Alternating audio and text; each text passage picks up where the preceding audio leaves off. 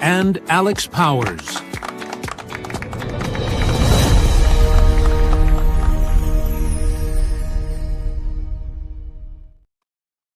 Hey, brother. Hey, brother. Good to see you again.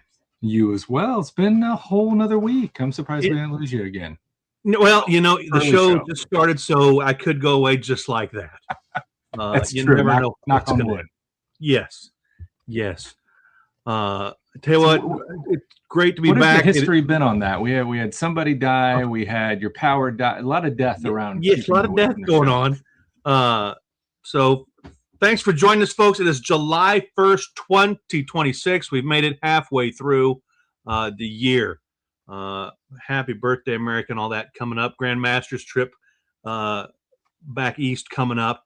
A lot of great stuff happening. And this past week has been action-packed, Alex. I tell you, it's just been, again, Kansas Masonry just going great.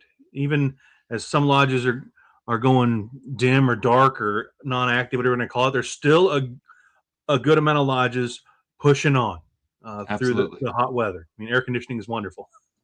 Absolutely. Quick shout out. We did get a comment here from our brother Dwayne Marshall. How you doing, brother? Thanks for stopping in. Past Master's thoughts right there. Absolutely. We need to get him on the show soon. We do.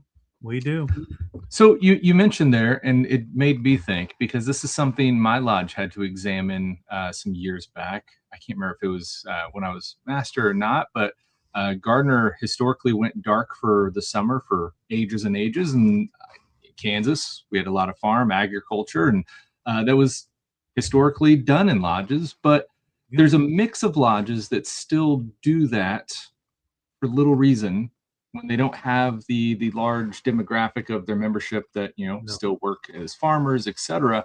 And not a lot of people have actually examined why. Have you seen that in other parts of the state? It's interesting because in my home lodge in Garnett, it gets brought up every now and then. And when we talk about, hey, why don't we just stay active through July and August?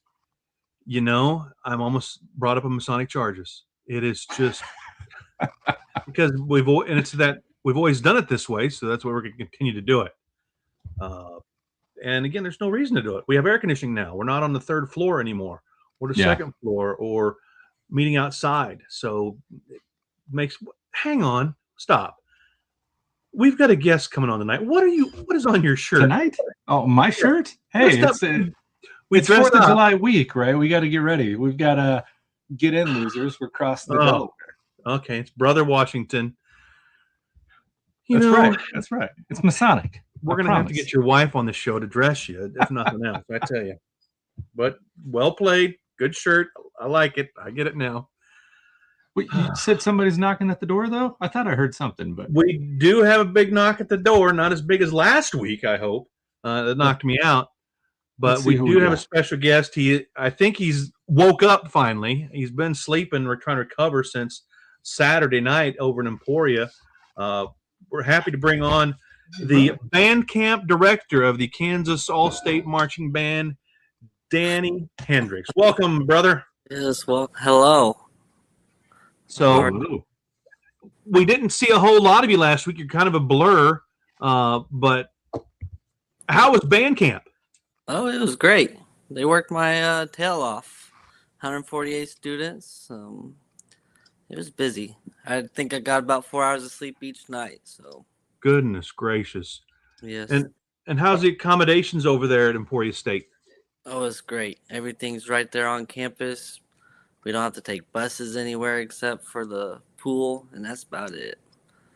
So I know band camp starts on Tuesday, and I know you don't do all this work yourself. So what other groups did you have helping you this year? So aside from me, we got the camp staff, many of whom are former students in the band, actually. And then we also have those knuckleheads. Oh yeah, look at that. You got we had about 12 camp staff, and then we had about 30 band staff between Dr. Woodworth and his faculty, and then the student staff, which allows them to. Many of them are music ed majors, so And I saw in the back there, I saw Brother AJ Pence, former music teacher at high school level, I believe. How'd you rope him in? Yeah, you know what? I told him, I said, hey, you free that week? And he goes, yeah. I said, great. So did he You're was he coming. wearing his big red medallion at camp? You know, he was Oh, the Grand Master's Order of Merit recipient this year. Did he bring that along? no. I told him to, but he didn't. He didn't want to show off.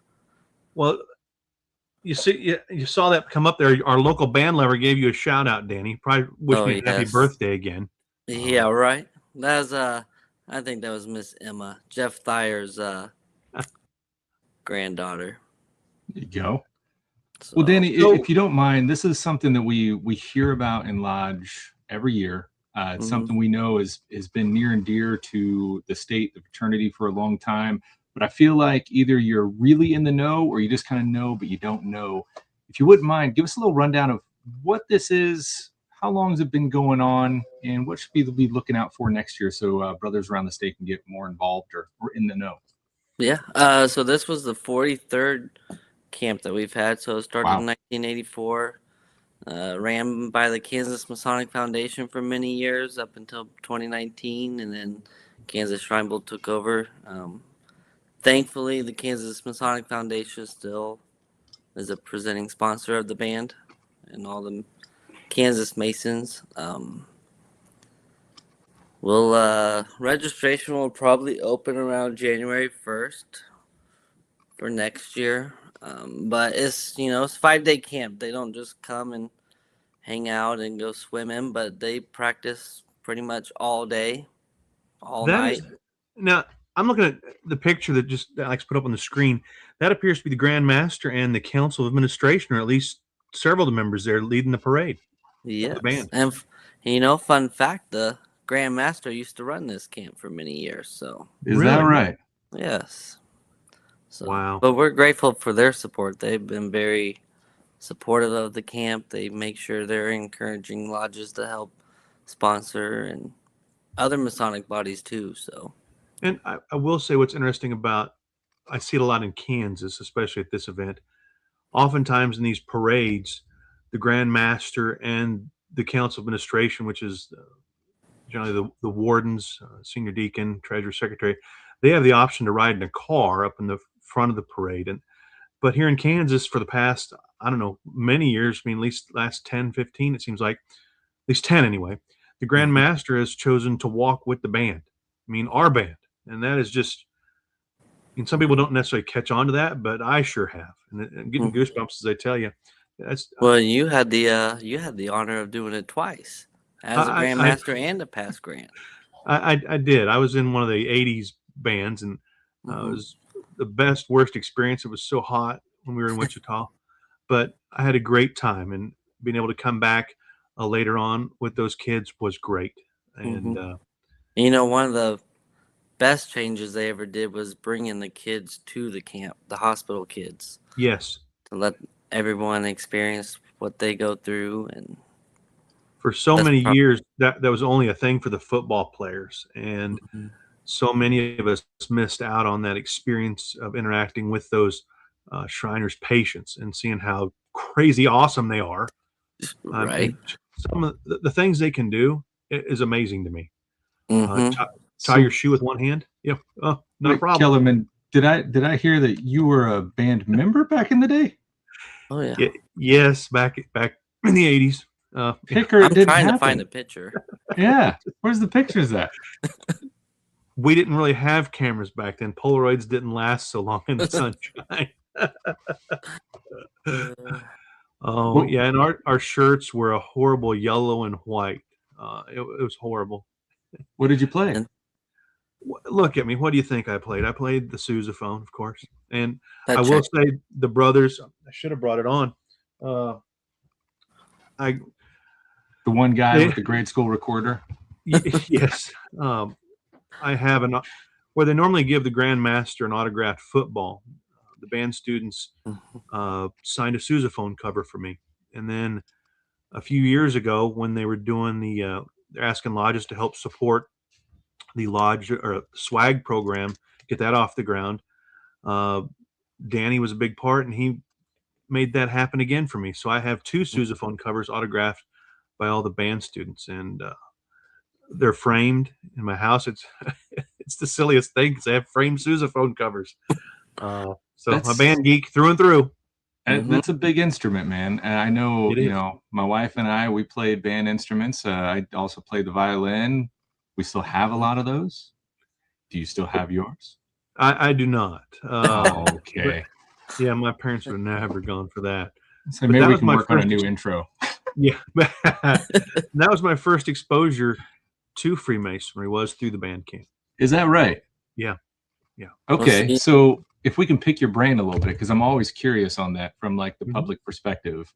What were your thoughts about Freemason? Did you know about Freemasonry before that exposure? and that really kind of, I think, influenced some of the direction we had as we moved, as I became a Freemason.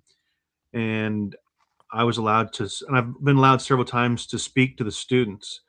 And now, part of what Danny and his team do is these students write thank you notes, because I didn't know Nice. enough to tell my sponsoring lodge thank you. I was just so happy to be going to a band camp, because now it's what, $500, Danny, $400, is somewhere in there. Yeah, 450. Yeah, so it's always been expensive for an individual to go. So I was, that most kids can't do that, and I was, and my local lodge sent like 3 of us. So that was a big deal to me. And I was just so happy about that. All the Freemasons, that for me, that's great, but never knew enough. At the time, they didn't really invite the lodges to be a part of that and be a big hoopla. And now it's quite different. Mhm. And it's just great. The kids understand what's going on with Freemasonry for the most part. And the lodges are proud to be sponsors of those students and other entities. Well, But we have a camp staff member who was a 4-year member of the band, and he's going to be joining Freemasonry here soon, Oh, all that's because awesome. of the camp. So, That's awesome. and then we also have 10 seniors this year that talked to Brother AJ, and he's going to be getting them petitions. So, That is outstanding. That is crazy awesome. And I can't help but think that, just seeing some of the stuff that the Freemasons are doing that week of band camp, because I know that first night some of the local lodges come in and cook for them mhm. and everything, and they're all over. And for me, the big kick was understanding that all those guys in the red fezzes are Freemasons. That when I learned that, that just made things really click for me, because most of the public thinks that the Shriners are just one thing and the Freemasons are another. But once you realize the connection there, Mhm. it just makes so much sense to me. Yeah, we had a couple band staff. They were so confused. They were trying to figure out how you become a Shriner or an imperial potentate or whatever. And I'm like, got to become a Mason Speaking first. of that, I don't think we pulled up the picture, but I saw a picture of you, and I think it was the Grand Master and the Imperial Potentate. What's going on there? Yeah, so probably for the first time since I've been involved in camp, we're lucky to have 2 imperial potentates over the last 6-7 years. Be right here from Kansas, and Friday, as we were doing our awards ceremony, I was up on stage, and here I see some white shirts with fezzes and gold stars. So we were lucky to have, or honored, I should say, to have Imperial Sir Brad Kane and a couple of his divan members there with us as well. So Brad is very deceptive, because I don't know how old he looks, but then I hear that he's been a Mason for 45 years, and I'm debating if he even looks 45 years old. Right. Member of Topeka Orient 17, and then the Grand Master, member of Emporia 12, which I believe you're the sitting master. Is that correct, of Emporia? Yes. So you got Don't know why, double duty but this past week. So yeah, it was fun. We had speaking of the cookout, we had Madison Lodge, Lebo Lodge, Merriam chapter. They were all helping out with the cookout, trying to get more awareness for the area lodges and other Masonic bodies too. So awesome. Well, Danny, we appreciate you joining us tonight. But before we let you go, we have Masonicon coming up here in just a few weeks, and Alex and I would be remiss if we didn't mention that Justice Lodge has been one of the sponsors of Masonicon since the start. From the very first time that it was opened up to lodges, a sponsor, Justice Lodge, jumped in there, and we know that you were a big part of that because you were recent. You're the junior past master of Justice Lodge as well, and we appreciate Justice Lodge sponsoring that. And if somebody's lodge wants to be a sponsor as well and get in on the fun with that, just go to the Masonicon either Facebook page or the web page that we just saw up there. So there's Justice Lodge right there. But Absolutely. just coming up, we are 16 days away from that. Alex, tell us about Masonicon. Man, well, let me echo that first and foremost, because we could not do it without the generous support of sponsors like you guys. So I mean, it means truly the world. So Masonicon is something that has really taken Masonry across the U.S. and now internationally by storm for years, and it was a huge influential part in my Masonic journey. But essentially what it boils down to is a day filled with high quality Masonic education, both guys from around your state, bringing guys in from other jurisdictions, and just doing Masonic lecture after Masonic lecture. So you get amazing Masonic education. You get the fellowship and brotherhood of, again, like Grand Lodge. You get guys from all over the state coming in. You haven't seen them in a while. It's good to meet up and catch up with them. But you also have people, not just the speakers, but attendees coming in from various different states and beyond. We've had people come as far as Scotland. We had the sitting Grand Master of Alaska come all the way down one time. Poor guy got sick like an hour in, so it was a miserable day for him. But nonetheless, made the travel down to see us. It means the world. But Masonicon took a turn last year. I think was our first year we did this, and we went from building up to buy the equipment and pay the expenses, because it's not free, right? To put all this on, bring these guys in, put them up, do all the stuff that the event takes that you see there, like a whole bunch of stuff that's got to come together. We kind of got that overhead taken care of, and we did a shift, and we asked lodges like Justice and other Kansas lodges around the state to, hey, if we can pitch in, we can cover the cost of this event, and we can make this free to everyone. So all Kansas Masons from beyond, and not just in person, but virtually as well. So there's no excuse to miss out on quality Masonic education, because that's something we've been hearing for years. What do guys crave, especially the new guys coming to our lodges? They don't get enough of it. And this is something that's like no excuse, no bar. We want to get this out there. And you hear it at the beginning of the show, and this is true for Masonicon as well. Masonicon is not support. I mean, while Grand Lodge has approved it happening in Kansas, there's no financial support there. The same is true at the Kansas Masonic Foundation. This is not a Grand Lodge event, but Grand Lodge does support it and help promote it. But there's no financial backing behind that. This is all supported by Kansas Masons, their families, Kansas lodges right there. And so many people have stepped forward. Registration is free for the event. There is a cost associated with that table lodge. But this year, in addition to some swag, we're getting free T-shirts this year as well. And it's great. I mean, that's what's happening. And it's lodges like yours, Danny, and some of the other lodges out there that have really made this happen for us. So, but and for those guys who can't come in to Shawnee or Merriam, whatever you want to call it, there is a virtual option to attend. And that's what I did last year from the hospital. And that was great. Worked out great. So that's always an option for those guys who aren't in Kansas or just can't make it in that day. Yeah. So, it's a blast, man. I always call it the Masonic family reunion, because again, it's great to see the guys from around the state, but also everyone traveling in. We have brothers that regularly every single year come in from different states around the nation. You just get to catch up with them, and it's amazing. So last thing before you go, Danny, we understand, well, we know that you're the Grand Pursuivant. We want to know the surprise visit for this week. You can tell us. I mean, we won't let anybody else know. Yeah. What? I choose life, my friend. I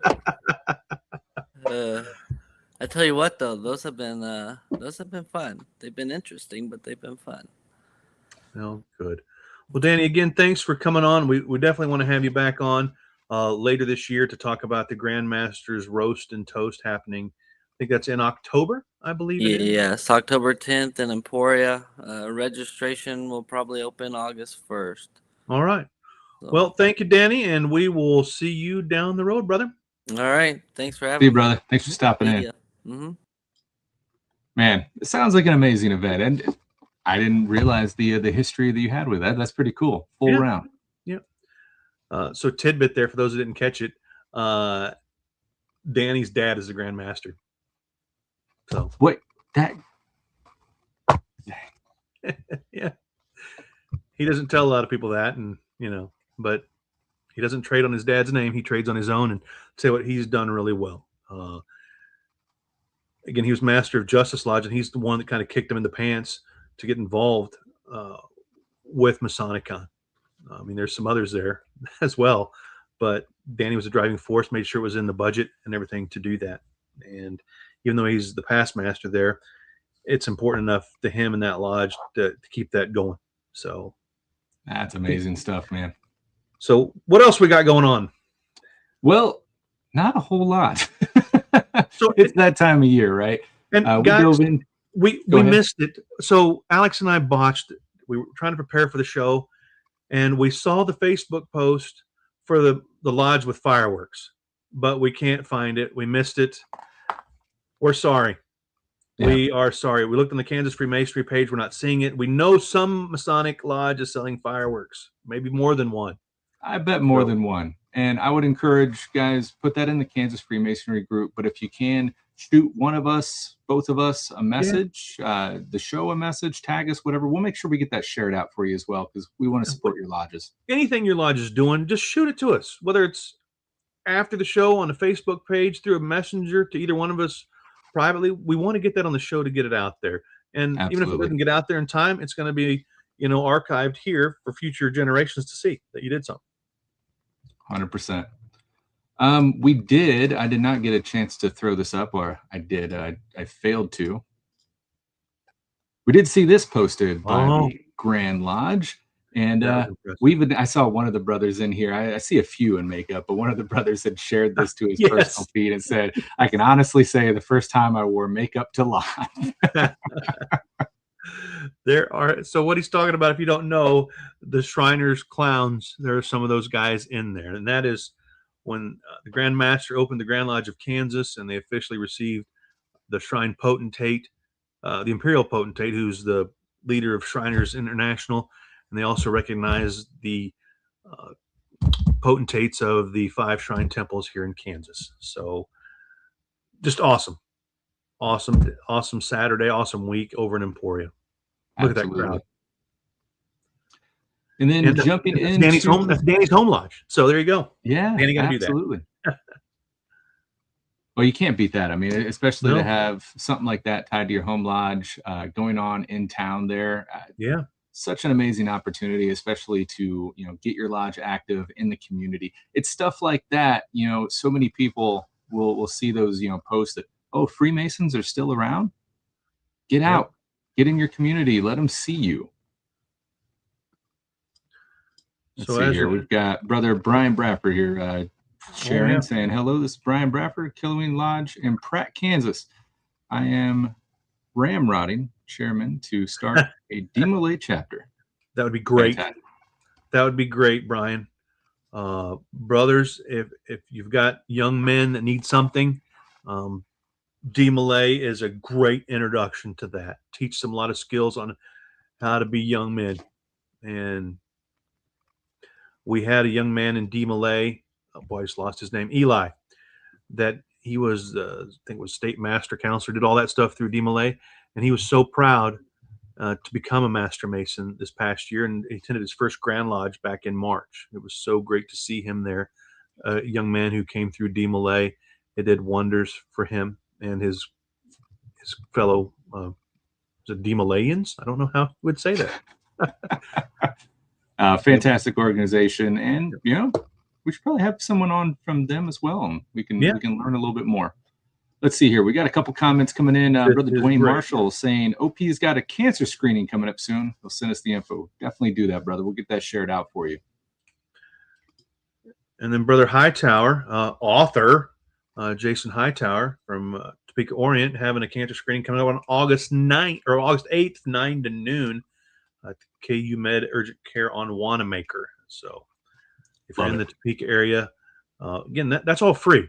For people that don't know that aren't Freemasons, that for whatever reason are watching the show, our cancer screenings are free. Yep.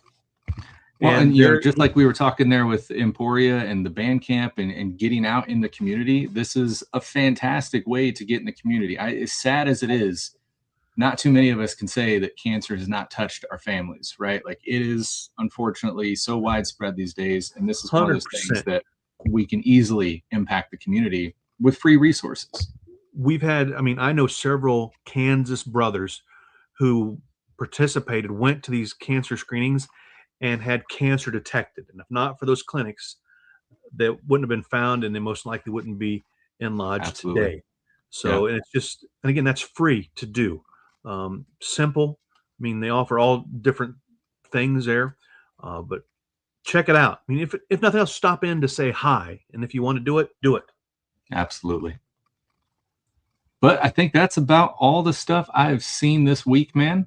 So, guys, I know we're in that time of year. A lot of our lodges are dark, but we encourage you, still get active online. Let us know what's going on in your part of the state, and help people see your lodge. This is the most active part of the year for most of our community citizens. Yes. So even if your lodge isn't meeting, your lodge can still be active in other ways. Masonicon. There you go. Masonicon coming right around the corner. MasoniconKansas.com. Like Kellerman said, the only thing that comes with a cost is the festive board dinner. Everything else is free, but we do need you to sign up. So please just don't show up at the door. We want to make sure we put on a great event for everybody. So let us know you're coming. Just go through, fill out the form. Let us know if you're going to be virtual or in person, and we would love to see you there. Have a Masonicon party. Watch virtually from somewhere outside of Kansas, across Kansas. That'd be awesome. Masonicon party. We would love it. Absolutely. But with that, anything else on your docket? No, I'm good. I was here for the whole show, so that's a plus. Yay! Well, we don't see you guys before then. Happy 4th. Get in, losers, for crossing. But stay safe out there this weekend. If you know a Kansas lodge selling fireworks, stop in. Donate a few bucks there. Everyone's going to be shooting them off, so make it for a good cause. All right. We'll see you next week. See you, brothers. Have a great week.